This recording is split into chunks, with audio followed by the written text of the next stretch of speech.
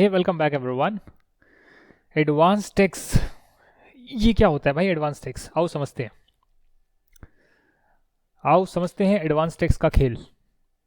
आओ समझाएं तुम्हें एडवांस टैक्स का फंडा। ये नहीं प्यारे कोई आसान धंधा, इसमें छुपा है इनकम टैक्स का सार। ना ना ना ना ना। अच्छा चलो देखते हैं भैया एडवांस टैक्स क्या होता है। प्रीवियस ईयर 2021, इसका असेसमेंट ईयर होगा 21-22। ये जो प्रीवियस ईयर है ये 1 अप्रैल से शुरू होता है और 31 मार्च तक चलता है। ये होता है फाइनेंशियल ईयर, और जिस साल की इनकम निकालते हैं उसे इनकम टैक्स में बोलते हैं प्रीवियस ईयर। यहाँ पर जो भी आपको पेमेंट मिलेगी, अगर वो थ्रेशोल्ड लिमिट से ज़्यादा है, जो हमने पढ़ी, पेमेंट करी अबव थ्रेशोल्ड लिमिट, उस केस में जो है टीडीएस कटता है। और आपका टीडीएस जो है सामने वाला व्यक्ति जो आपको पेमेंट कर रहा है वो जमा करा देता है आपके बिहाफ पर। ऐसे साल में आपको कितनी पेमेंट मिलती होगी सोचिए। काफ़ी सारी पेमेंट आपको मिलती होगी जिसपे टीडीएस कटकर ही पेमेंट मिल रही है। यानी आपको 1 लाख रुपए मिलने चाहिए थे, 90,000 मिले। आपको 50,000 मिलने चाहिए थे, मे बी 45,000 मिले। 10% का अगर टीडीएस रेट है तो। आपको 2 लाख मिलने चाहिए थे, आपको 1,98,000 मिले। मे बी 1% का टीडीएस रेट होगा। तो जो भी टीडीएस है उसके बाद आपको ये अमाउंट मिल रही थी। पर जब अपनी इनकम में शो करेंगे तो ये टोटल इनकम में आप इतनी अमाउंट को ही शो करेंगे। उस पर टैक्स निकालेंगे, टैक्स में से माइनस करेंगे। इतना तो मैं ऑलरेडी टीडीएस दे चुका हूँ, जैसे कि 10,000, यहाँ पर 5,000, यहाँ पर 2,000। तो इतना टीडीएस मैं ऑलरेडी दे चुका हूँ। बैलेंस पोर्शन मुझे देना है। इसे आप असेसमेंट ईयर में, जैसे ही नेक्स्ट ईयर शुरू होता है उसमें 31 जुलाई अगर ऑडिट नहीं कराना तो, या फिर 31 अक्टूबर अगर ऑडिट कराना है तो, जो भी रिटर्न डेट है, तब तक आप अपना सेल्फ असेसमेंट टैक्स भर सकते हैं। सेल्फ असेसमेंट टैक्स भर सकते हैं, ठीक है जी।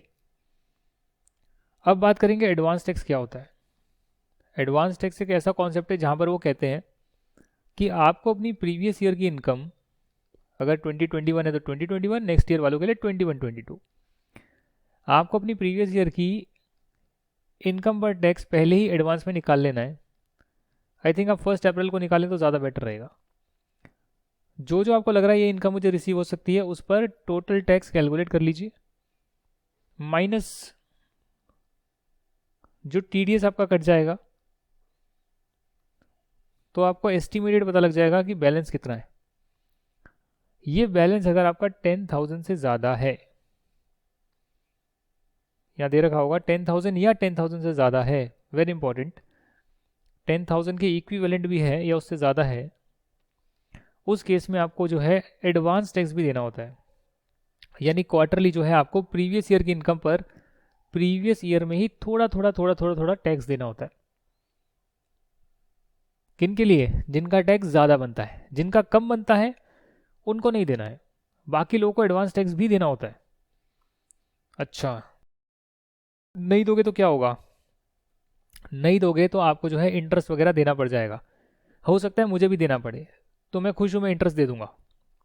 पहले तो कोशिश करूंगा कि इससे ज़्यादा मेरा टैक्स ही ना बने। अच्छा, तो एक एग्जाम्पल दे रहा हूँ आपको कि आप कोशिश करें 10,000 से ऊपर का टैक्स ही ना बने, जितना भी पोर्शन है टीडीएस में कट जाए। जब मैं जॉब में था तो मेरा मैक्सिमम टीडीएस में कट जाता था, तो मुझे एडवांस टैक्स देने की ज़रूरत नहीं पड़ती थी, क्योंकि टीडीएस में ही सारा टैक्स कट गया। तो उस केस में मेरा बैलेंस 10,000 बचा ही नहीं। बिजनेस वगैरह है तो उसमें आप खर्चे माइनस कर लो, तो एक्सपेंस माइनस कर कर आपका प्रॉफिट आएगा ही नहीं कुछ खास। आप लॉस दिखा दो तो इनकम टैक्स में लॉस दिखाओ तो टैक्स ही नहीं बनेगा, तो भी एडवांस टैक्स नहीं आएगा। मतलब एक्चुअल में डेफिनेटली आपके खर्चे होने चाहिए, मैं फेक एक्सपेंसेस की बात नहीं कर रहा हूँ। तो प्रीवियस ईयर की इनकम पर प्रीवियस ईयर में ही अगर टैक्स देना पड़ता है तो उसको एडवांस टैक्स बोलते हैं। इसमें सेक्शन नंबर 208 बोलता है कि अगर आपका टीडीएस के बाद टैक्स पेबल पूरे साल का 10,000 या उससे ज़्यादा है तो आपको ऐसे ऐसे कर कर जो है किस्तों में एडवांस टैक्स देना होगा। जो भी आपने निकाला टैक्स, बैलेंस टैक्स, टीडीएस काटने के बाद का जो बैलेंस टैक्स बच गया उसकी बात करी जा रही है, उसका 15% जो है आप 15 जून तक दे देना। उसका जो भी आपका टैक्स पोर्शन आया, जैसे मान लेते हैं कि आपका आया, मुझे 1 लाख रुपए का टैक्स मेरा बनता है 2021 का, माइनस टीडीएस 30,000 का मेरा टीडीएस कट जाएगा, तो 70,000 जो है मेरा बैलेंस आ गया। और ये जो बैलेंस है इस पर मुझे 15 जून तक 15%, अब इसका 15% कितना निकलेगा वो कैलकुलेट कर कर मैं देखता हूँ। 70,000 का 15% हमारे एग्जाम्पल में है 10,500।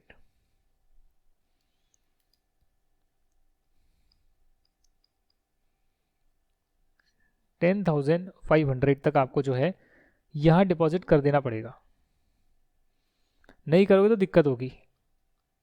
यानी अप्रैल मई और जून, तो अप्रैल मई जून तो 15 जून तक ही, फिर जुलाई अगस्त सितंबर तो 15 सितंबर तक ही इस पोर्शन का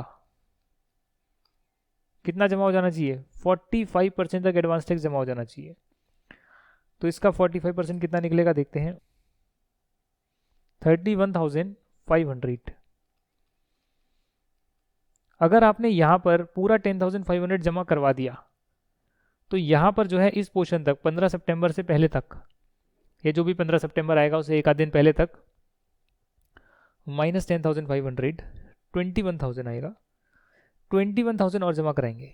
अगर ये पहले से जमा करवा दिया है तो ये और जमा कराएंगे ताकि आपका टोटल टैक्स का 45% तक बन जाए। ठीक, उसके बाद आया आपका 15 दिसंबर। 15 दिसंबर तक ये पेमेंट होनी चाहिए आपकी 75% ऑफ टोटल एडवांस टैक्स।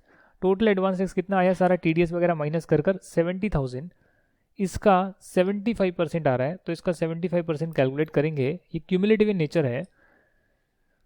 70,000 का 75% है 52,500, तो 52,500 तक आपको यहाँ तक जमा करा देना है।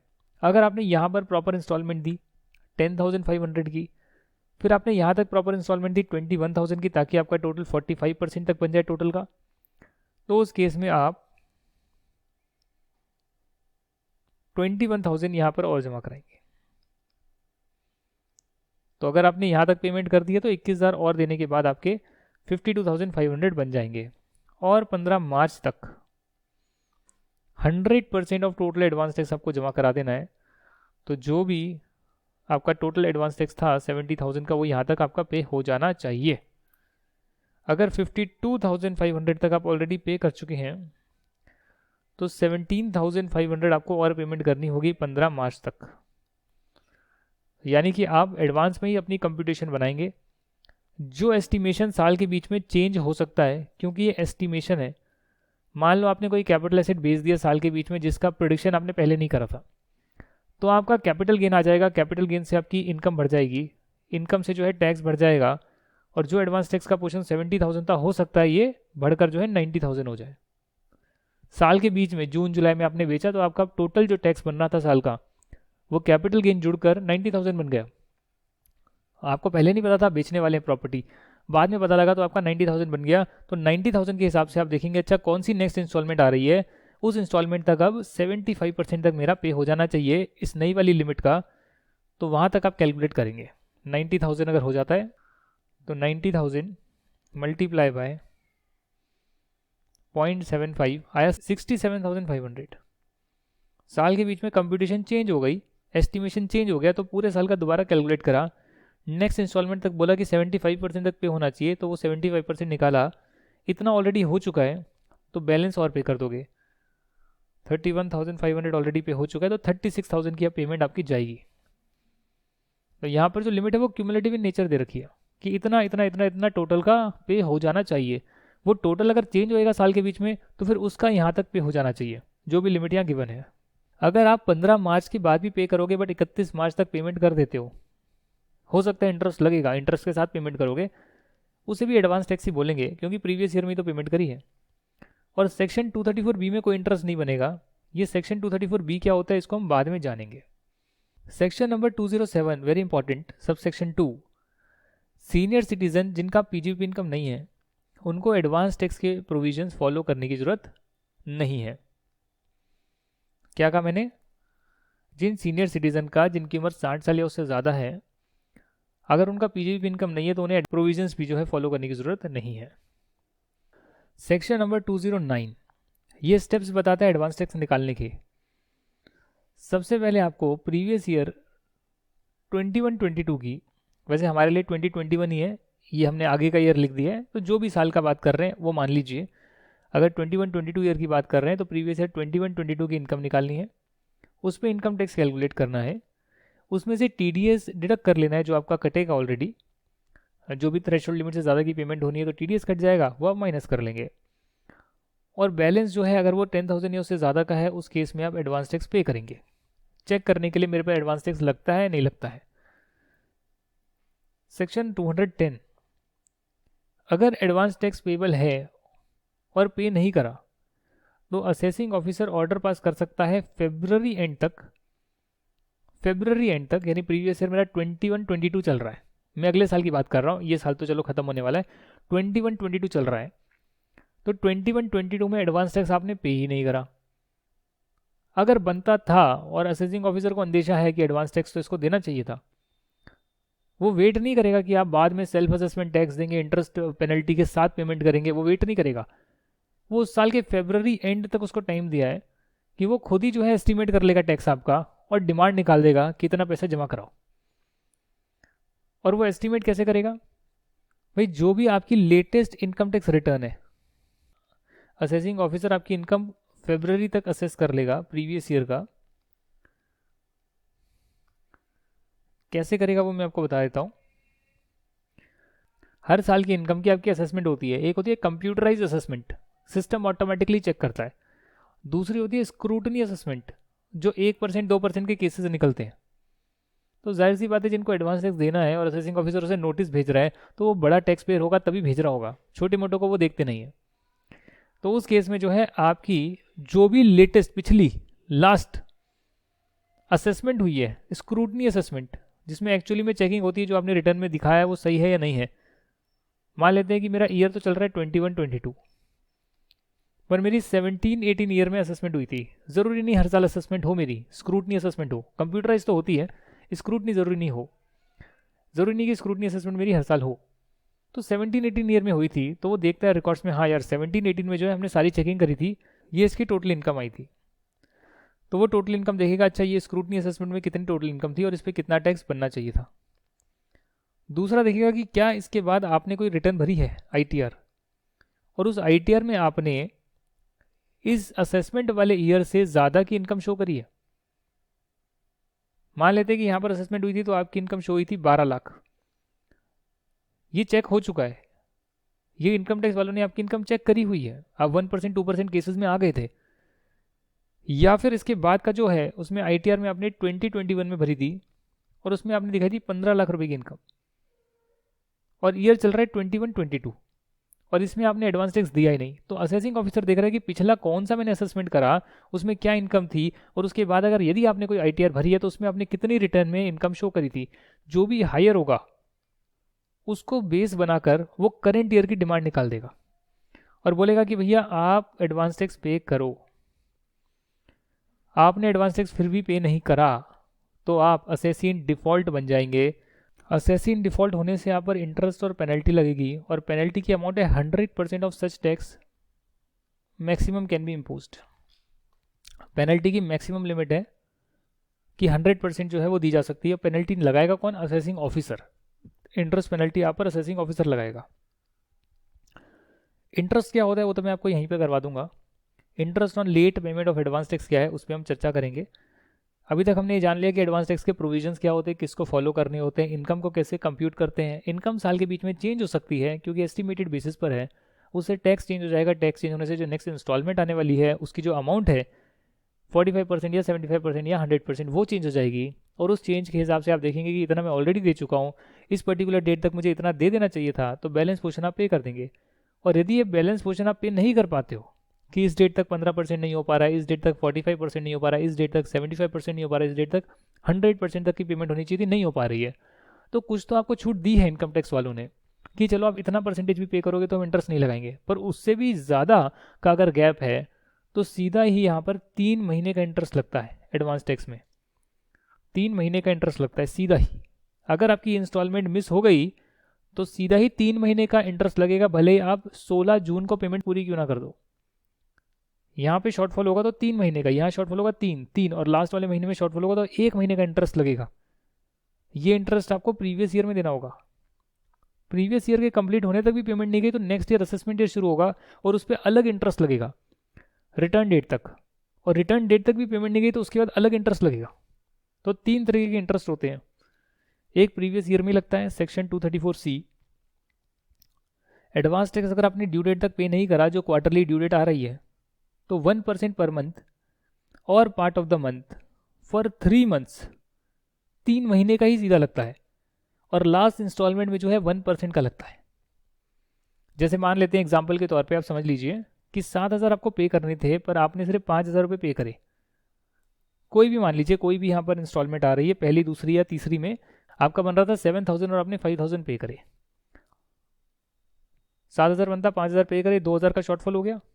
तो 2,000 को सीधा मैं 1% से मल्टीप्लाई करूंगा, 3 महीने से मल्टीप्लाई करूंगा, टिल नेक्स्ट इंस्टॉलमेंट इंटरेस्ट देना पड़ेगा। भले नेक्स्ट डे मैंने ये 2,000 की पेमेंट क्यों ना कर दी हो, इंटरेस्ट सीधा ही 3 महीने का लगता है। और एग्जाम्पल के तौर पे समझते हैं, 15 जून तक मुझे पेमेंट करनी थी 12,000 रुपये, मैंने करी 2,000 रुपये की, तो 10,000 का शॉर्टफॉल हो गया। ये 10,000 पर 1% के हिसाब से 3 महीने का इंटरेस्ट लग जाएगा, सीधा ही 3 महीने का इंटरेस्ट लग जाएगा, भले ही मैंने इस डेट के बीच में पेमेंट क्यों ना कर दी हो। फिर मैं चेक करूंगा मेरे को 15 सितंबर तक कितना पे कर देना चाहिए था। मान लो वो आता है 25,000 पे कर देना चाहिए था। अब मैंने कितना पे करा है, 2,000 पहले पे करा और उसके बाद मैंने 10,000 पे कर दिया, इंटरेस्ट भी पे कर दिया उस पर, तो 12,000 की पेमेंट हो गई। तो मुझे 13,000 और पे करना पड़ेगा। अगर वो मैंने इस डेट से पहले कर दिया तब तो ठीक है, अगर एक्सटेंड हो गया तो फिर उस शॉर्टफॉल पर 3 महीने का सीधा इंटरेस्ट लगेगा। और अगर मार्च की इंस्टॉलमेंट चल रही है जिसमें 100% पे करना होता है और मान लो टोटल अमाउंट निकल कर आती है 50,000, मैंने पे करा 40,000, तो 10,000 का शॉर्टफॉल हो गया। 15 मार्च तक जो पेमेंट करनी थी वो नहीं करी, तो उसके बाद मैं उस 10,000 के अमाउंट पर 1% का इंटरेस्ट 1 महीने का लगाऊंगा, क्योंकि अब 3 महीने नहीं है, अब आपका प्रीवियस ईयर कंप्लीट हो रहा है। पहले 3 महीने हैं, 15 सितंबर से 15 दिसंबर और 15 दिसंबर से 15 मार्च, पर 15 मार्च के बाद सिर्फ 31 मार्च तक की डेट आ रही है अगर प्रीवियस ईयर की बात करी जाए। इसीलिए लास्ट महीने में 1% का इंटरेस्ट लगता है शॉर्टफॉल अमाउंट पर, और बाकी में 3 महीने का लगता है, भले नेक्स्ट डे आप पेमेंट क्यों ना कर दें। यहाँ पर इन्होंने एक छूट भी दी है, जो आपकी फर्स्ट इंस्टॉलमेंट है 15% वाली, उन्होंने कहा कि अगर 15% की जगह 12% भी पे कर दोगे ना, तो भी हम आप पर इंटरेस्ट नहीं लगाएंगे। टोटल का 15% फर्स्ट इंस्टॉलमेंट तक जाना चाहिए। यदि मैंने 12% तक भी पे कर दिया तो हम इंटरेस्ट नहीं लगाएंगे, और सेकेंड इंस्टॉलमेंट में 45% जाना चाहिए, बट अगर मैंने 36% तक भी पे कर दिया तो भी हम इंटरेस्ट नहीं लगाएंगे उस इंस्टॉलमेंट पर। यह है सेक्शन नंबर 234C, जिसका इंटरेस्ट लगता है प्रीवियस ईयर के अंदर ही। फिर है 234B।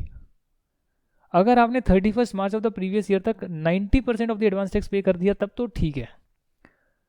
90% से कम पे करा, उस केस में 1 अप्रैल ऑफ असेसमेंट ईयर कर लेना, next year 1 April of assessment year से 1% का इंटरेस्ट लगना शुरू हो जाएगा, और part of the month till such tax is paid. 234B का इंटरेस्ट समझते हैं। मुझे पूरे साल में 2021 में पेमेंट करनी थी 1 लाख की, ठीक। मैंने 90,000 की पेमेंट कर दी 31 मार्च तक, कोई इंटरेस्ट इसके बाद नहीं लगेगा। मैंने पेमेंट करी 80,000 की 31 मार्च तक, तो कितना हो गया, 20,000 का शॉर्टफॉल हो गया। इस 20,000 पर इंटरेस्ट 234B में, यानी प्रीवियस ईयर कंप्लीट होने के बाद लगना शुरू होगा 1% पर मंथ और part of the month.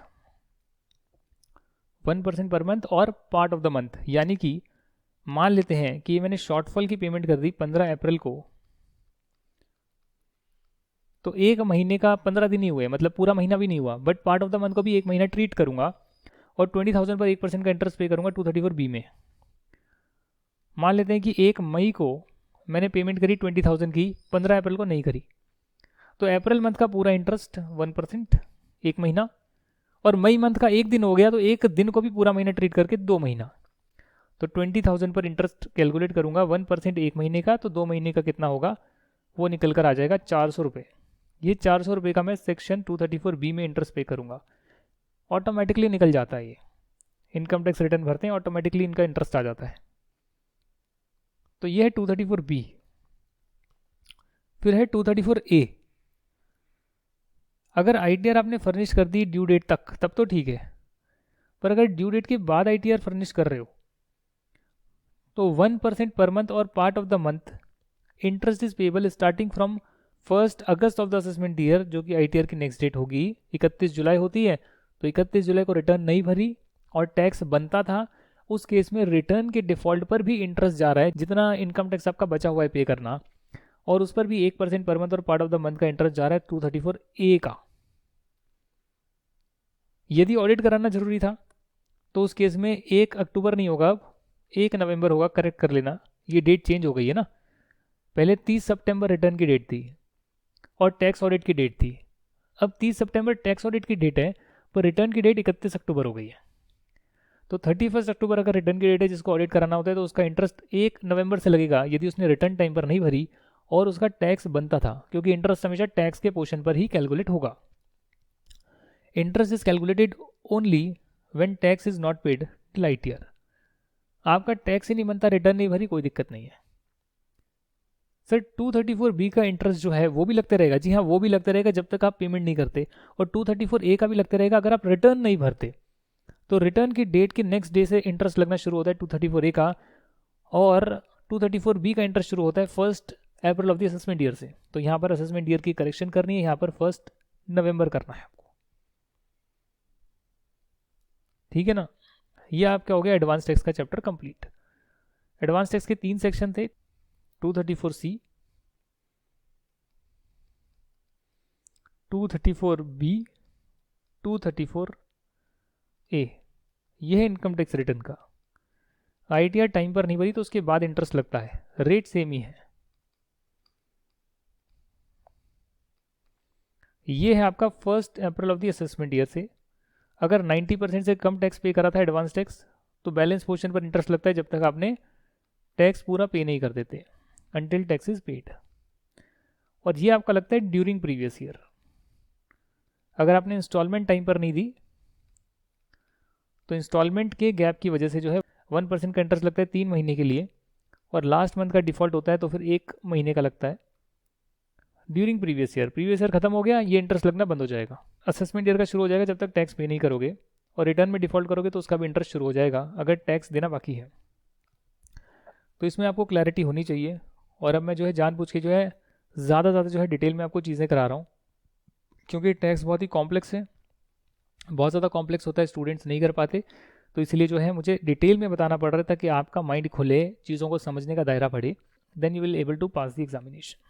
Thank you for watching this study in Jai Hind, and we'll see you in the next video. We'll do study material question and answers.